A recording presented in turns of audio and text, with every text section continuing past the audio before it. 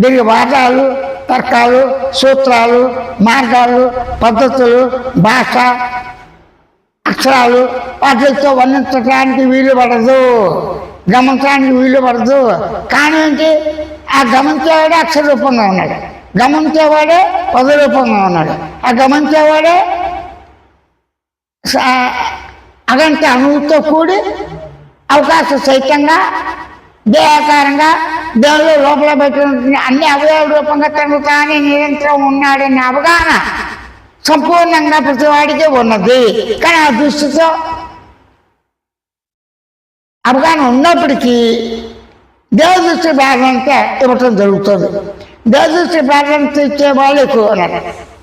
ఎందుకు, నేను దేహాన్ని దేహంతోనే ధర్మార్థ కామ మోక్షాలు అనుభవిస్తున్నాను, దేహంతోనే సుఖ దుఃఖాలు అనుభవిస్తున్నాను, దేహంతోనే నిద్రాకాలు వెలిగిస్తాను అనుభవిస్తాను, దేహంతోనే దేవ సహితంగా పదార్థాలైనా విశ్వాన్ని విశ్వభక్తిని అన్నపిండి బ్రహ్మాండ అన్నిటినీ కూడా చూస్తున్నాను, తెలిసినంత వెళ్ళిపోయిన ఇదంతా కూడా సంబంధ బాంధవులతో కొద్ది గొప్ప నేను ఉండి ఆ బాంధవులు నాకు నేనే కల్పించుకుని సహజంగా ఉన్న అసహజంగా ఉన్న యాదృచ్ఛంగా ఉన్న ఈ ఘటనలన్నీ కూడా అనుబంధాలతో ఉండు చేత ఈ అనుబంధాలు ప్రతిబంధకమ్మాయి తన సహజ వాస్తవ స్వరూపం సత్యంగా పరిపూర్ణమోనాన్ని సాధారణంతో గుర్తించి గమనించడానికి కానీ సాధనతో కానీ చేయటానికి కానీ వీలు పట్టలేదు. అయితే ఇక్కడ ఒకటి ఉంది విషయం, గుర్తించడా గమనించడా తెలుసుకుంటా శబ్దం లేకుండా లేదు, శబ్దం భావం లేకుండా అంటే శబ్దభావాలతో అవిభాజ్యంగా గమనించి గుర్తించి తెలిసిన లక్ష్యంతోనే ఎరుక ఉన్నది, ఎరుకతో గుర్తించి ఊరకుండు. ఏం చెప్తున్నాడు నిర్గం చైతన్యం అక్కడ? గమనించి గుర్తించి తెలిసిన లక్ష్యంతోనే అనుకునేవాడు ఉన్నాడు, సాక్షి చైతన్యంతోనే సాక్షి సంధానంలోనే అనుకునేవాడే స్వయ స్మృతి స్వయ జ్ఞాన ప్రకాశ అనుభూతితోనే అస్తిత్వంతోనే స్వయం ఉనికితోనే స్వయం ఉండుట అవకాశం ఉంది. ఎలాగా ఆకాశం ఉన్నది అనే అవసరం దేనికి ఉంది? మనిషికి ఉందా? దేనికి ఉంది? ఒక స్థలం ఉండాలి. స్థలం అంటే ఏంటి? ఆకాశం. ఆకాశం ఎక్కడుంది? పైన కింద లోపల బయట అన్నది లేకుండా పరిపూర్ణంగా ఉన్నది.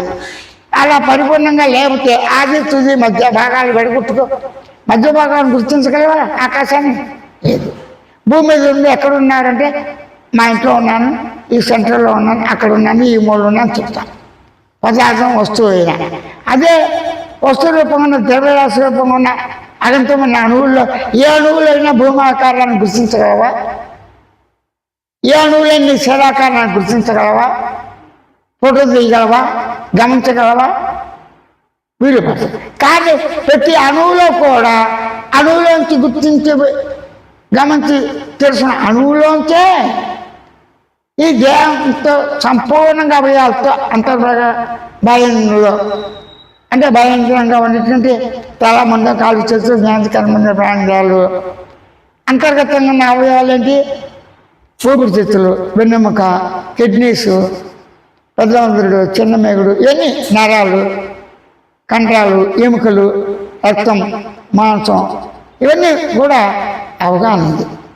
అది ఏ రకమైన అవగాహన ఉంది? స్వస్థానుభూతి కానీ జలగాను ఉన్నది. దీని వార్తర్కాలు లేవు. ఏ సూత్రాల ద్వారా కానీ ఏ యొక్క మాటల ద్వారా కానీ ఏ శాస్త్రాల ద్వారా కానీ నిరూపించడానికి అవసరం లేదు. అంటే శాస్త్రజ్ఞానం ఉన్నా లేకపోయినప్పటికీ నేను దేవుని అనుభూతి దేహాంతర్గతంగా అన్ని అవయవాలతో నేనే ఉన్నాను. ఏవే ఆకాశ అయితే అకంటే పరమాలుతున్నాయి, వాటికి అవే నిమిత్తాన్ని చెల్లించి అంటే వాటికి ఎలా అయితే గమనించి గుర్తించి తెలిసిన లక్షణం లేకపోయినప్పటికీ సాక్షి చైతన్యం నందే అనువానుతితో తెలివితోనే ఎరుకతోనే ఎరుకను గుర్తించి గమనించను. సాక్షి చైతన్యాన్ని ఈ అనుకున్నాడు సహజ తెలివి లక్ష్యంతోనే సామాన్య లక్ష్యంతోనే గమనించి గుర్తించినంతనే